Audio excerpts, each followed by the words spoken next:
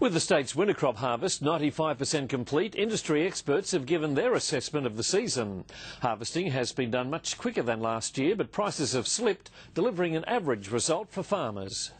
When the winter crops were sown this year, expectations were high.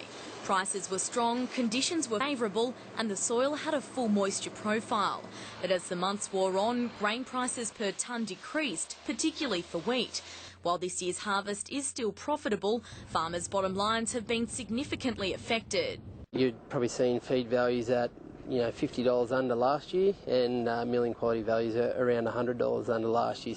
Last year's bumper harvest meant excess grain was still in storage when this year's harvest came around. The carryover of feed grains from last year weighs on it, and then also international markets are driving prices. The yield has been high this year, but close to 25% of the wheat crop has been downgraded to feed. Storm activity and water damage has affected quality in some areas. It basically lowers the quality, so you can't make flour at such a high quality that Australian wheat's known for. Then there's the added cost of transport. Traditionally, grain storage sites on railway lines were at an advantage, but with silos across the state at capacity, growers have been forced to consider non-rail sites and on-farm storage. This in turn has increased the demand for transport by road.